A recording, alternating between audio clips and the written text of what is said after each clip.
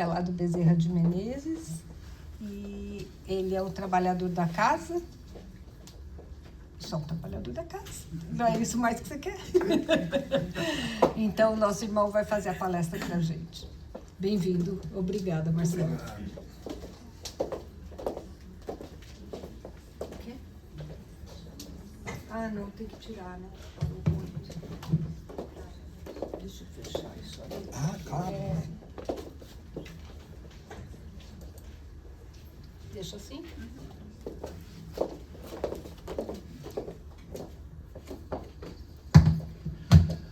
Muito boa noite. Que a paz do Mestre Jesus envolva nossas almas, nossos corações, nos dando a sustentação necessária para nós podermos aqui, juntos, assimilarmos todas essas energias, todos esses eflúvios, esse manancial de amor que nos é concedido pela misericórdia do Pai. A cada momento que a gente se reúne debaixo dessa árvore frondosa, nos é oportunizado, nos é concedido, nos é permitido inúmeros recursos que nos fazem caminhar de maneira sóbria, equilibrada e de maneira resoluta. Então, a gente fica muito feliz de receber o carinhoso convite da Tereza para vir aqui. Antes da gente falar do nosso tema, trazer um fato curioso. Quando eu cheguei aqui em 2013, eu acho que é isso, a primeira coisa que eu fiz foi procurar uma casa espírita para me vincular. E aí tinha um casal de amigos que falou, olha, eles moravam mais ao norte. Eles disseram, tem uma casa espírita aqui, que a gente conheceu, que fica num prédio, eu acho que de repente vai te atender. Eu moro em Doral. Eu falei, não, vamos conhecer, né? E não por acaso nós começamos a frequentar o Cefa, quando era no outro endereço ainda, né? Durante algum tempo a gente ficou frequentando o Cefa, até que eu descobri que tinha uma casa espírita mais próxima da minha casa, que era o Bezerra de Menezes. E chegando lá, né, com toda a dívida que nós temos com o nosso querido, amado, benfeitor Bezerra, eu falei, e vocês já haviam mudado de endereço, né, que ficou ainda um pouco mais distante. Então, bateu na trave, né, quase que a gente aportou de vez aqui. Mas, como eu costumo dizer, na Seara do Cristo não existe terreno que nós somos, né, possuidores. Na verdade, nós somos acolhidos nos inúmeros terrenos frutíferos que essa Seara bendita nos oferece. Então, a gente fica muito feliz de vir. Então, pela primeira vez aqui, né, realmente eu sou novo aqui nesse espaço, né? E a gratidão, a alegria de ter corações aqui, logo na turma do gargarejo, né? Aquela turma que fica ali na frente, né? Ai, meu Deus, vibrando, né? Para sustentar esse perturbado, para ele não falar besteira. E a gente fica muito agradecido de ter corações queridos.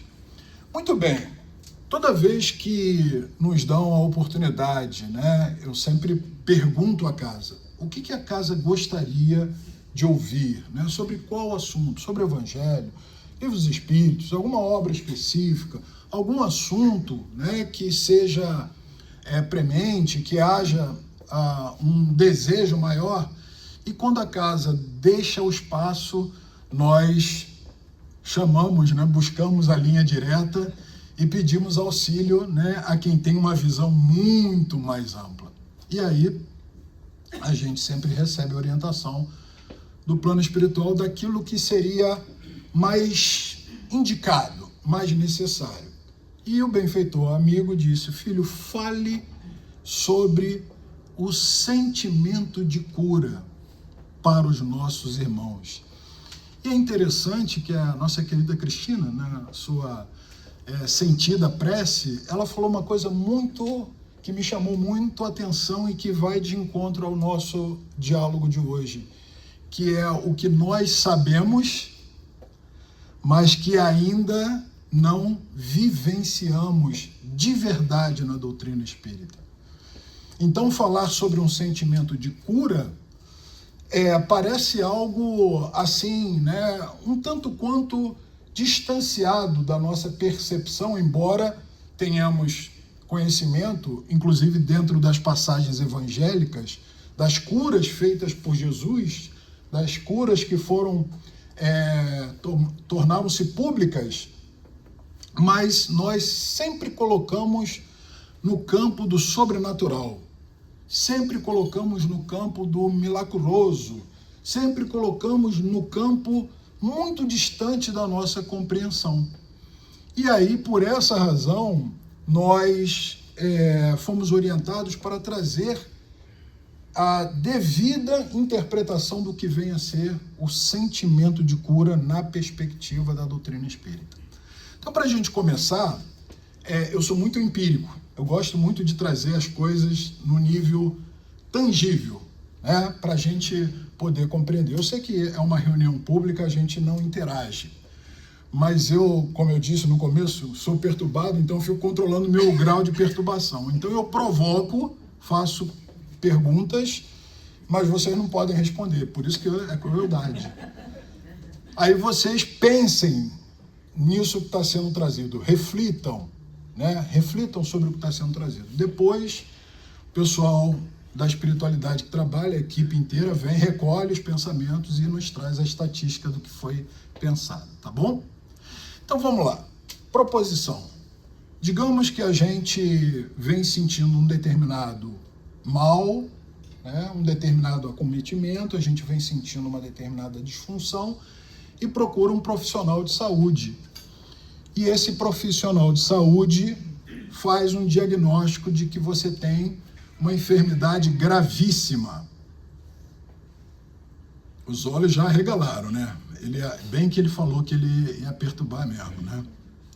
O médico diz que você tem uma enfermidade gravíssima e que você tem um prazo de vida. Qual é o primeiro pensamento? Qual é o primeiro sentimento? O que vem na mente? Estão pensando, viu? Não falei que iam pensar?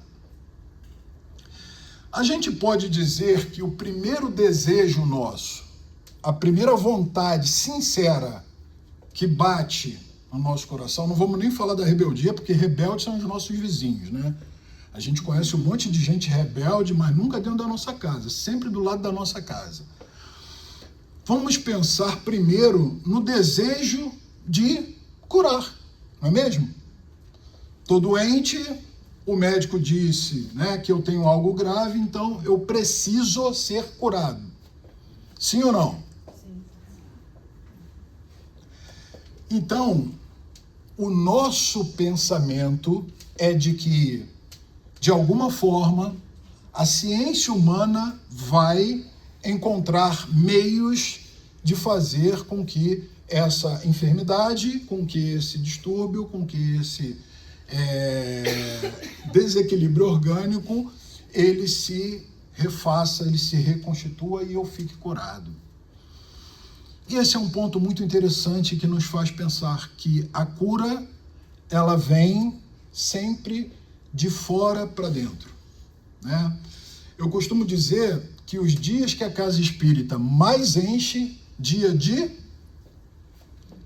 tratamento. É o dia, né? As casas que oferecem tratamento, por exemplo, Bezerra, às quartas-feiras tem um trabalho chamado fluidoterapia. Vocês têm aqui esse trabalho também? Não? Então, quarta-feira à noite a casa enche, lota. Fica completamente lotado, né? E o que isso representa? Isso representa que, como no próprio Evangelho, quando nós estamos atravessando, né, por qualquer dificuldade, seja um espinho na nossa carne, seja se afogando, seja doente, que é lícito, que é legítimo que a gente procure o tratamento. Só que, efetivamente, nós não entendemos a origem das enfermidades. Nós não compreendemos o fator, o fulcro causador, o fulcro gerador dessas distonias, desses desequilíbrios.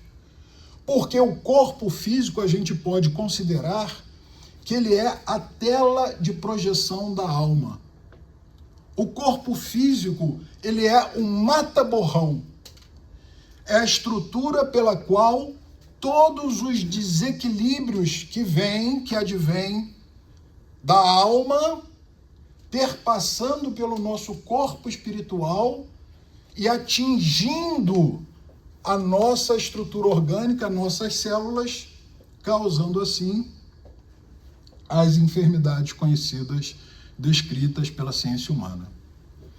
Por isso que no Evangelho segundo o Espiritismo, na introdução, no item 19, resumo da doutrina de Sócrates e Platão. O que Kardec nos traz? O que na antiguidade, muitos anos antes, muitos séculos antes da vinda de Jesus, o que esses filósofos traziam para a nossa reflexão? De que se a medicina humana é má sucedida, ou mal sucedida, melhor dizendo, é porque ela se inteira, ela se ocupa de tratar o corpo, quando deveria se incumbir de tratar a alma. Vejam só, nós estamos falando da antiguidade. E vejam a importância, por que Kardec traz isso no Evangelho? Aí a gente remete o que a Cristina trouxe na prece dela. Olha quanto tempo nós já dispomos de informações valiosíssimas para a nossa compreensão. No Brasil, eu sou vinculado a um trabalho num centro espírita, não sei se vocês já ouviram falar, Centro Espírita Leon Denis. Ele fica numa cidadezinha no interior do Rio de Janeiro chamado Benton-Ribérault. Por que a gente chama de Benton-Ribérault? Foi assim que Leon Denis, né, se referiu lá com seu sotaque francês. Brincadeira, é para ninguém cochilar, tá? Porque eu já estou vendo, né, aquela balanço de cabeça, eu falo, ah, meu Deus, esse aí já está quase indo. Então, nessa casa, que esse mês faz 65 anos de atividade, nós estudamos já no 36º ano um tema valiosíssimo, que é a medicina espiritual. Nós estudamos há 36 anos a medicina espiritual. E nós temos como patrono do nosso estudo o espírito Inácio Bittencourt. Inácio Bittencourt, não sei se vocês já ouviram falar, vejam só, espíritas, estamos mencionando, né, ícones, estamos mencionando figuras importantíssimas da doutrina espírita. Por que é importante conhecermos a vida e a obra desses ícones? Porque a vida e a obra deles mostram efetivamente o que é ser espírita. Mostram efetivamente o que é vivenciar a doutrina de Jesus.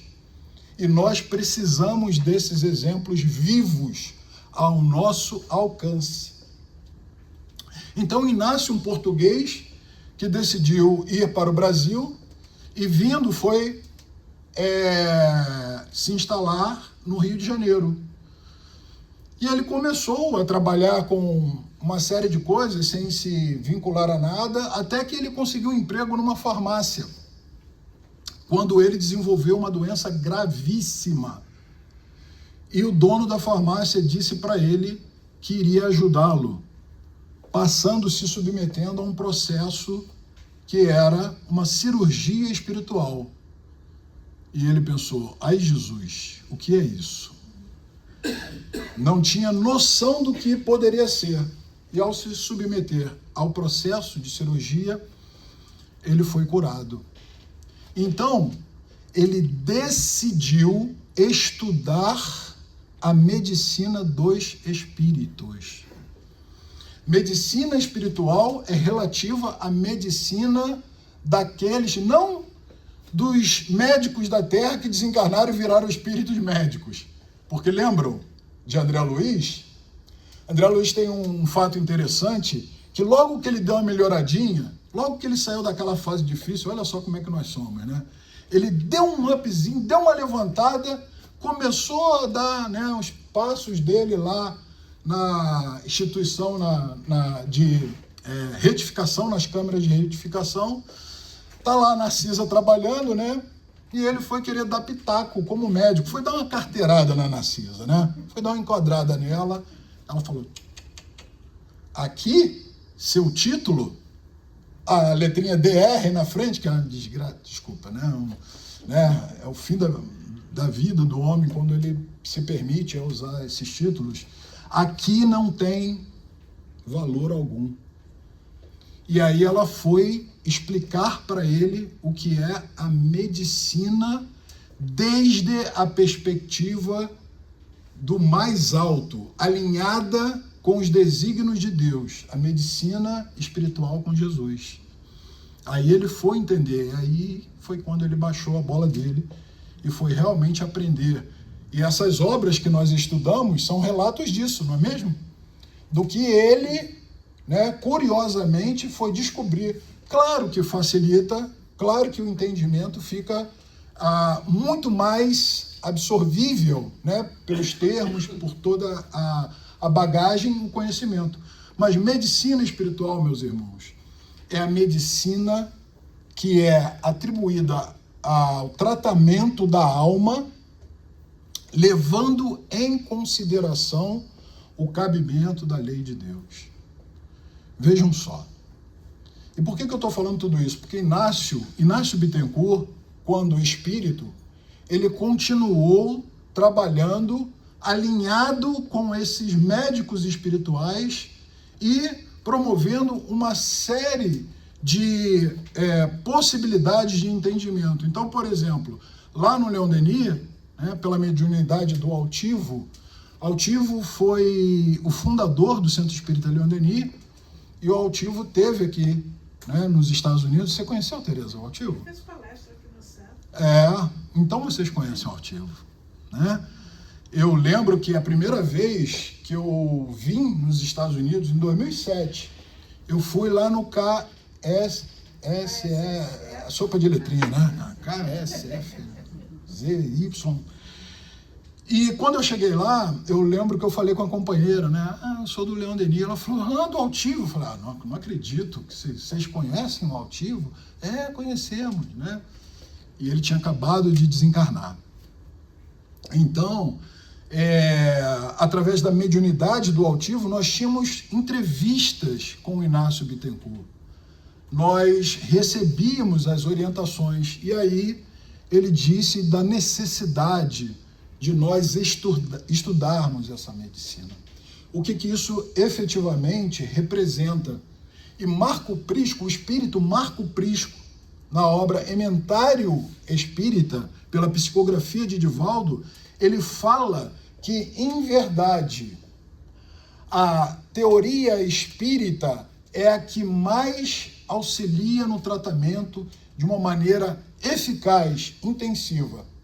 E voltando ao Inácio, que a gente já ia passar batido, ele diz que se o corpo reflete o que está na alma, quem precisa ser curado primeiro? Viu? Como é que vocês estão afinados? A alma. Então, por que a gente procura desesperadamente o tratamento médico para o corpo?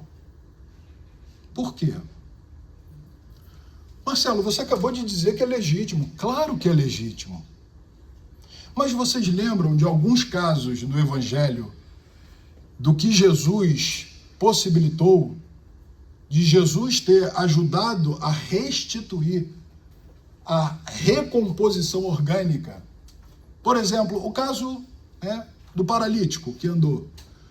O que o paralítico foi fazer? Foi recuperar o tempo perdido, né? Que ele não podia fazer tudo o que ele gostaria de fazer. Essa é a grande questão. O sentimento de cura precisa ser percebido em nós, porque se eu busco a cura, a grande pergunta é, eu quero me curar para quê? Eu quero me curar para continuar cometendo os mesmos desatinos, me comportando da mesma forma, vivendo as questões do mundo intensamente, com a única perspectiva de que a vida que nós temos material é a mais importante, a mais significativa? Por isso que nós somos incoerentes. Quando nós temos conhecimento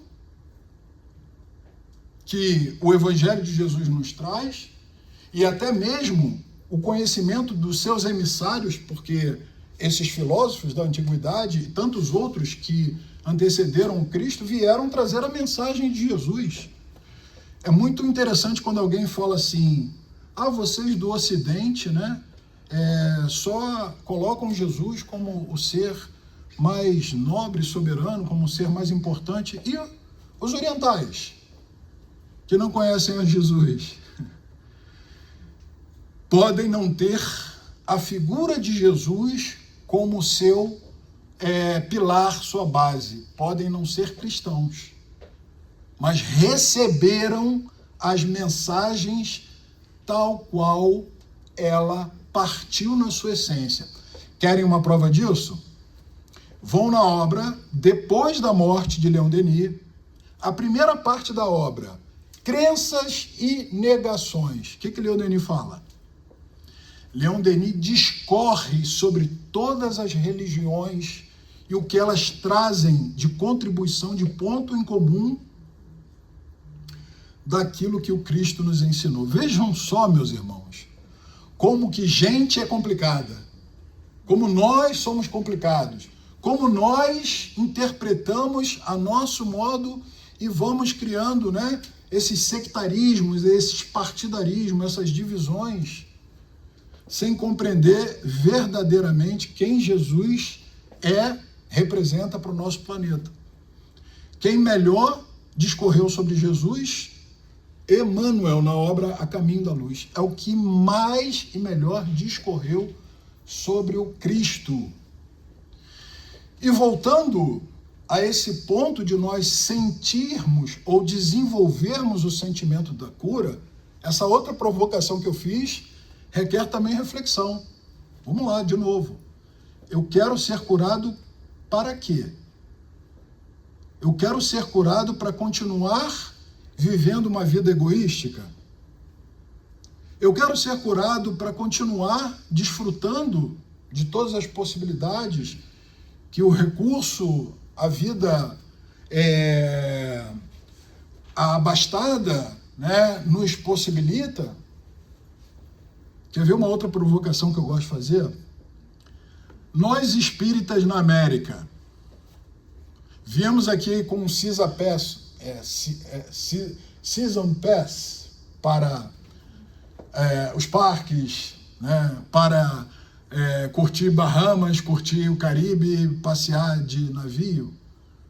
Viemos aqui com uma responsabilidade, meus irmãos. Divaldo colocou isso em inúmeras oportunidades do que nós viemos fazer aqui.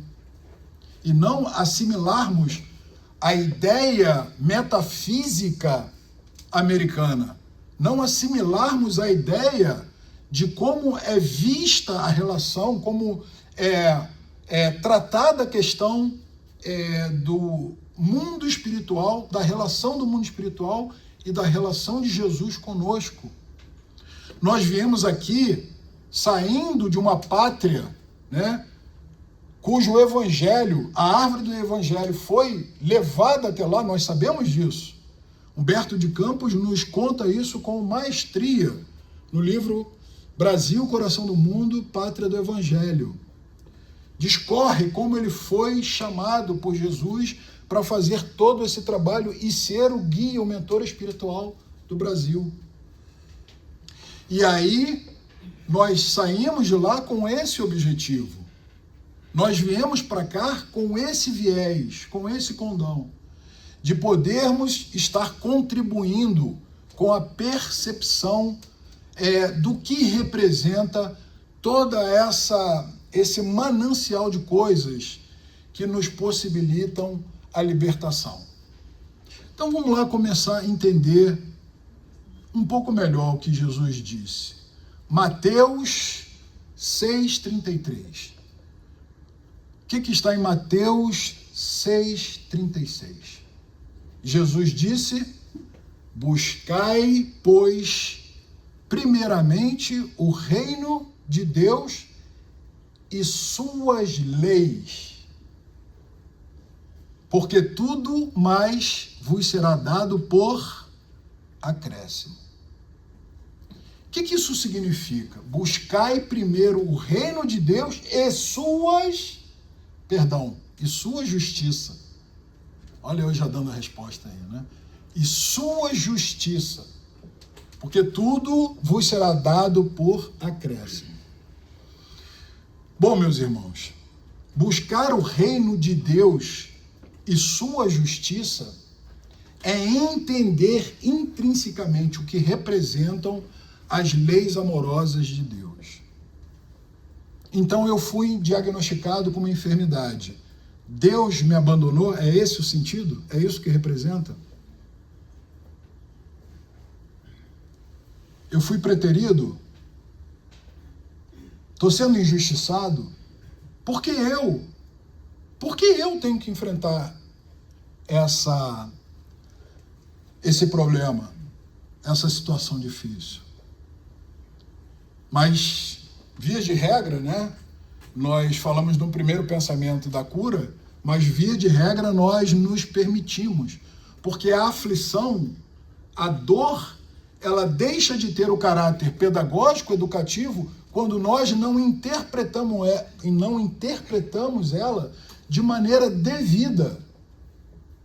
Então, buscai o reino de Deus e sua justiça, é que se eu estou enfermo, é por conta de um processo que eu desenvolvi em mim, que, afastando-me de suas leis, desconhecendo suas leis, deixando de praticá-las, eu transgredi.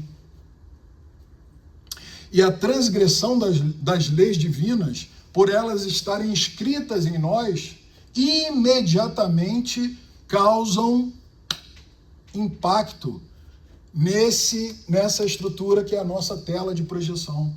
Por isso que encarnar, por isso que tomar um corpo e vir cumprir uma missão, é justamente cumprir os desígnios de Deus através de uma ação material. Vejam só, se eu vivi uma vida egoística, somente pensando nas minhas necessidades, eu gero magneticamente inúmeras correntes desequilibrantes e elas vão sendo atuantes em todos os nossos fulcros, em todos os nossos centros, em todos os pontos aonde nós temos vórtices energéticos. Eu desequilibro e esse desequilíbrio ele vai se perpassando por todas as nossas estruturas de fixação quando nós vamos tomar um corpo. Então, molécula a molécula, os desequilíbrios são impressos na nossa organização física. Nós temos uma riqueza, uma grandeza de material falando sobre isso. Se me permitam, eu trouxe alguns exemplos que nos fazem pensar sobre essa questão de como a mente afeta a organização física. Vocês me permitem que a gente traga esse olhar? Tá bem, permitido. Então vamos lá. Dona Joana. Gostam da Dona Joana? Já estão com saudade dela, né? Porque o nosso principal intérprete, né, segue a sua caminhada, segue a sua missão, mas não nos deixou órfão, não nos deixou sem recurso. No livro Plenitude, no capítulo 5, olha só o que Dona Joana, o livro Plenitude, capítulo 5, olha o que ela nos fala. Considerando-se que os sofrimentos são causados pelos desconcertos do espírito que desarmonizam o fluxo de energia, permitindo a instalação das enfermidades físicas, mentais e morais, a forma eficaz para que cessem deve atingir o seu fulcro gerador, graças a cujo comportamento será interrompida a onda perturbadora. Já vamos apertar a tecla SAP, tá bom? Fiquem tranquilos. Na mente lúcida surgirá então a tranquilidade, encarregada de produzir a saúde, que se irradiará por todo o seu organismo, produzindo equilíbrio. Assim os caminhos constituirão o seu remédio eficiente. Então vamos lá. Quando ela fala que os desconcertos do espírito, e aí o que são os desconcertos do espírito? Tempo para a gente pensar, né? O que são os desconcertos do espírito? Vamos para um ambiente muito característico, né? Muito conhecido nosso, aonde os desconcertos, eles, né, brotam aos borbotões. Dentro de casa, lá, já ouviram falar que é aonde tem mais desconcerto do espírito? Né? Pensei que vocês fossem dizer, não, só conheço do vizinho. Por que que dentro de casa o espírito, né, permeia, passa facilmente os seus desconcertos? Por quê? Porque estamos diante de corações que têm uma caminhada conosco, né? Os espíritos, quando se referem no Evangelho e nas demais obras básicas sobre os inimigos, a gente faz logo, né? A gente remete logo a inimigos de guerra, a gente remete logo àqueles, né, que desejam, né, o nosso mal, que querem acabar com a gente, né? Inimigo de guerra não é inimigo nosso, é inimigo de pátria. E quem vai para a guerra vai defender a pátria, não tem nada de pessoal, não é mesmo? No trânsito a gente tem inimigos? Não. No trânsito a gente não tem inimigo. Por quê? Aquelas situações de trânsito, né, que a gente, quando se vê afetado, né, a gente elogia todas as gerações daquela pessoa que está à frente. Eu estou vendo gente assim, olhando para o lado. O que isso quer dizer? Tem gente cutucando alguém aí? Pelo amor de Deus, não façam isso não. As pessoas não têm nenhum problema com você. Não tem nenhuma questão de afetação direta com você, né? Dependente. É interessante que às vezes, né, a pessoa está dentro do carro com isso filme e ela está fazendo gesto como se o outro estivesse vendo o que ele está fazendo, né? Gesto que ele não pode nem repetir aqui, senão ser expulso da casa, né? Então, o que isso significa? Que dentro do nosso ambiente doméstico é onde o espírito verdadeiramente se desconcerta e se desestabiliza. Por quê? Porque tem que conviver, muitas das vezes, com os antagonismos, com aquele que nos conhece muito bem. É interessante a gente pensar que quando alguém de casa quer bater pesado, quer bater forte, sabe ou não sabe como fazer? Lá em casa, tem boas testemunhas aqui que não vão me deixar mentir, né? Se eu estiver mentindo, elas são testemunhas. Falam, ele está mentindo, hein? É fake news. Lá em casa, né, quando eu pedi ao Pai, né, que eu desenvolvesse todas as virtudes possíveis para uma encarnação, meu guia virou para mim e falou assim, eu tenho uma solução para você. Tenho aqui essa alma, esse espírito, que encaixa perfeitamente no que você precisa, né? Eu falei, mostra aí a ficha. Mostrou a ficha, mostrou o modelo. Eu falei, é essa. Desse tamanhozinho assim, ó. né? Veio num frasco pequeno, mas o nome eu posso falar porque vocês sabem mesmo, né? Ana, nome de doçura, né? Mas o segundo nome, Paula. Paula. Então, assim, é paulada direto. Eu lembro que quando a gente se casou, me permitam, eu gosto de falar intimidade, me perdoem, né? Mas a gente casou na primeira semana, acho que foi no primeiro dia. Foi assim, súbito, eu entrei no banheiro, né? Entrei para fazer as minhas necessidades. Quando eu entrei, fui fechar a porta não fechava. O pé dela na porta, travando a porta. Eu falei, peraí que eu vou lá dentro e já volto. Não. Nós precisamos de intimidade. Eu falei, como assim? Mal te conheço, né? Porque eu fiquei noivo no segundo dia, até muita história, gente, me perdoe, e o tempo está passando, ó. Resumindo, né? Eu tenho diariamente essas lições valorosas sobre o que é o desenvolvimento das potências da alma diante de uma cobradora implacável, né? Porque ela não dá alívio. Eu digo que ela é o meu superego, eu digo que ela é o meu estado mental, né? Em iCloud, ela fica na nuvem, ela tá. O apelido dela é o olho que todo vê, é a boca que tudo fala. Vocês vão dizer, meu Deus, com quem que você casou?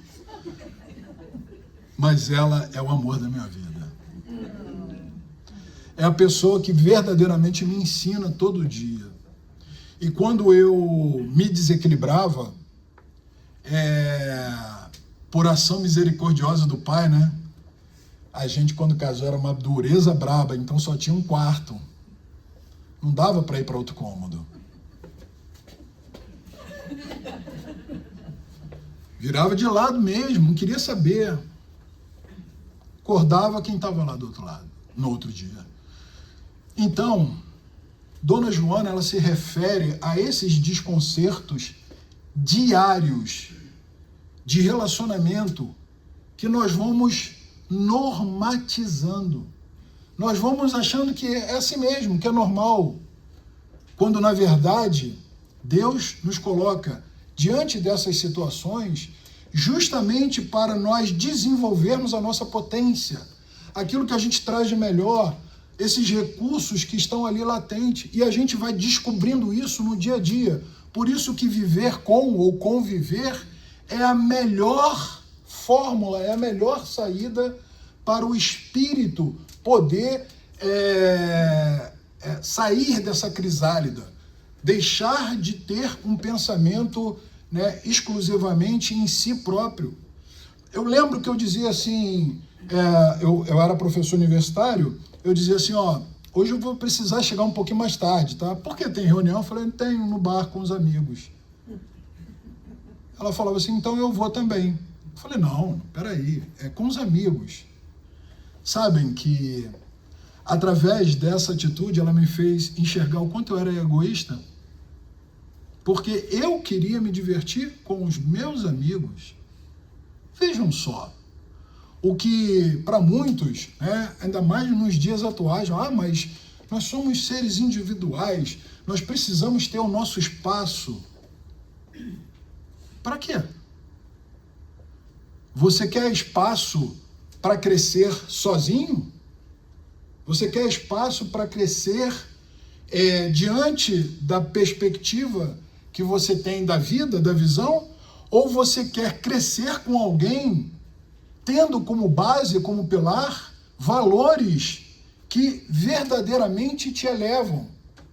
Porque, obviamente, numa roda de amigos, a gente vai falar besteira, vai ouvir besteira, vai rir, vai sair dali com que acréscimo?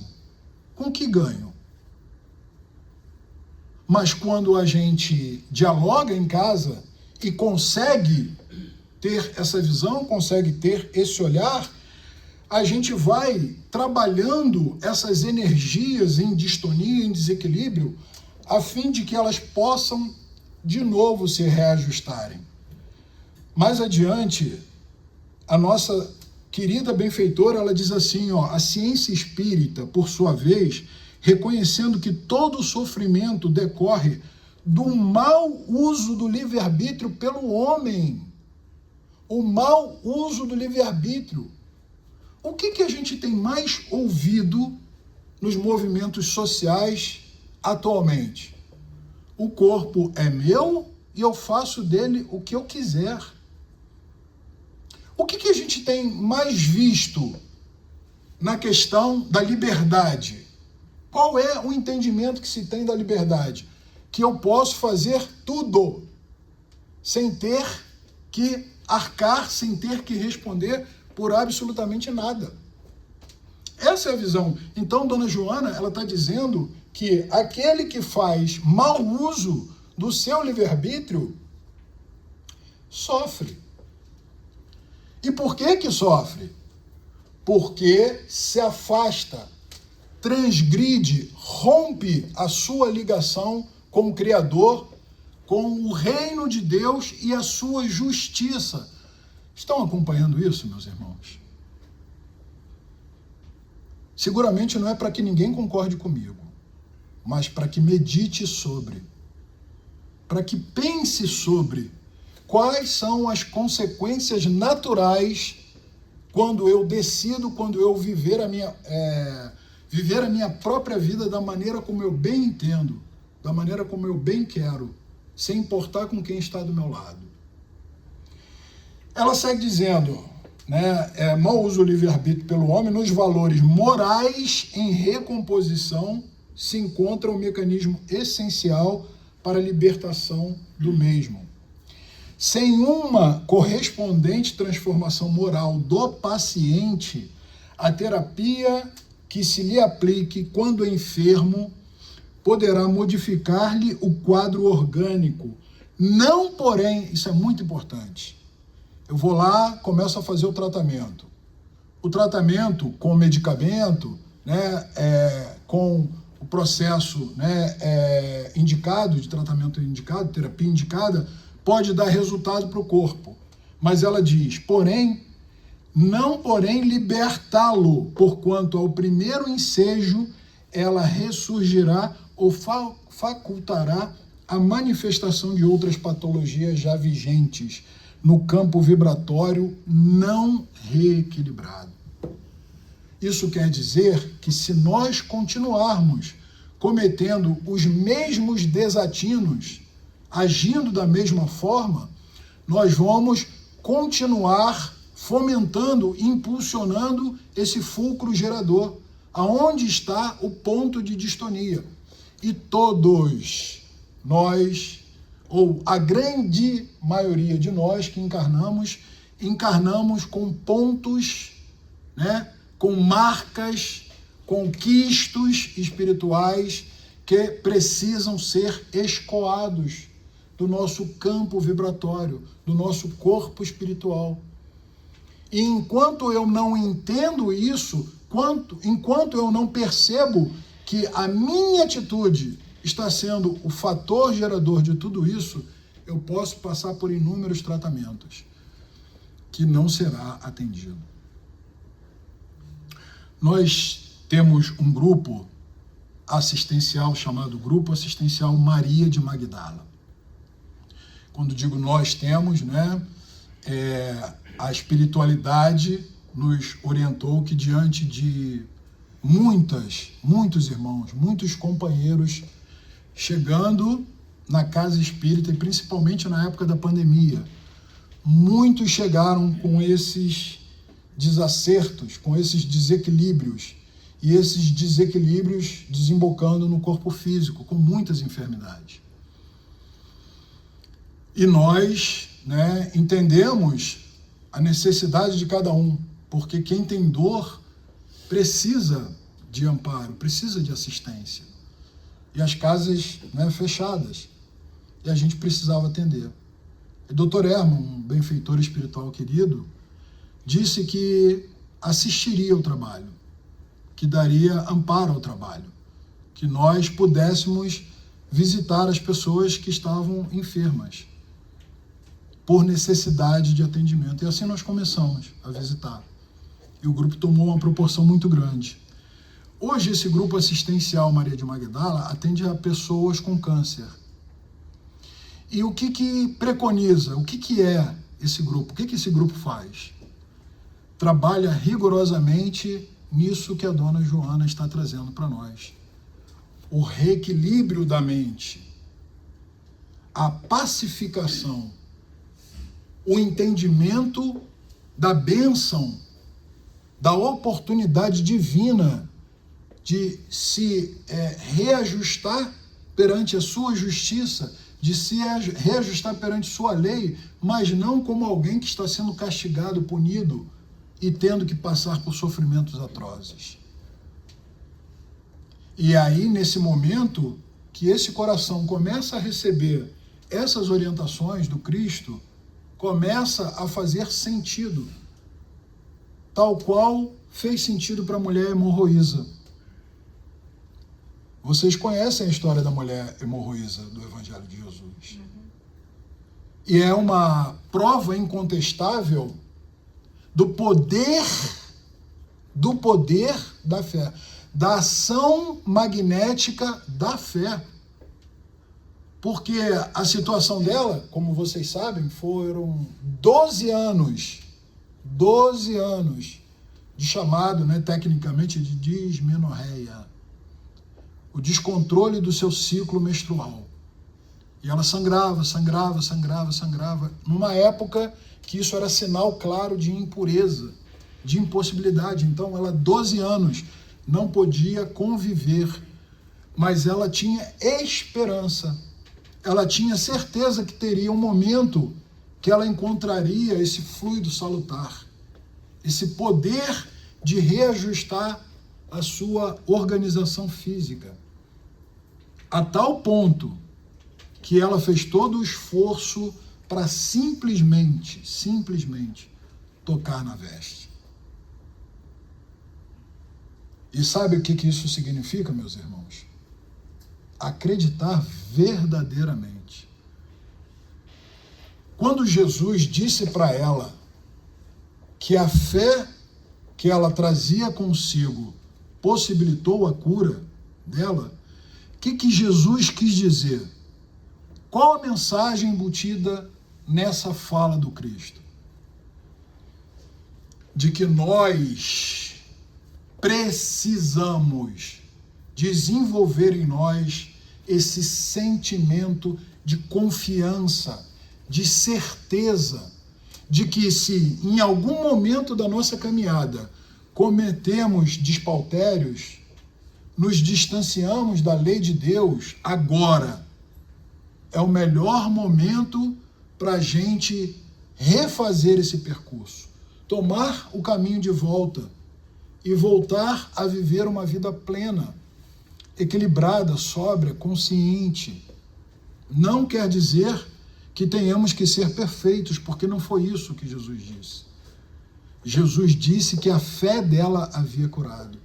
Os recursos que estavam nela mesmo, entendem isso? Os recursos que ela trazia em si foi o suficiente.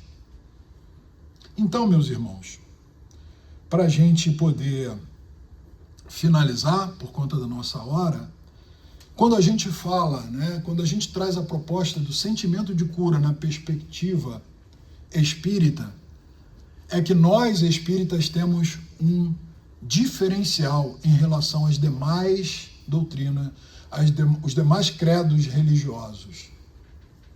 Nós somos capazes, por explicações lógicas e racionais, de entender que nós somos herdeiros de nós mesmos, que nós criamos, nós geramos a consequência das nossas ações, sejam elas boas ou sejam elas equivocadas. Sempre haverá uma lei natural correspondente, porque não há como eu semear um tipo de fruto e colher outro. Não há como. Não é da lei natural. Então, que nós possamos sair daqui com esse sentimento de refletirmos sobre nossas ações, sobre nossas condutas, sobre nossas crenças, sobre nossos valores. Aonde eu estou depositando a minha fé? Em que tipo de coisa eu estou acreditando? Que tipo de relacionamentos eu estou estabelecendo? Nossa irmã trouxe uma proposta aqui, aliás, várias propostas, da gente sair um pouco de dentro da nossa vida, né, limitada, para viver uma vida plena. Para viver uma vida plena. Então, meus irmãos, definitivamente que seja uma mensagem de fé, de esperança, de crença nos valores, nas potências da alma que nós trazemos, que nos foi legado, e que nós só precisamos lançar a mão de tudo isso para que a gente possa viver minimamente em paz, a paz que tanto desejamos. Que Deus abençoe essa casa, Deus abençoe os trabalhadores dessa casa, e me felicita poder estar aqui, né, imerso nesse éter, vibrando uníssono com Jesus Cristo. Muita paz a todos.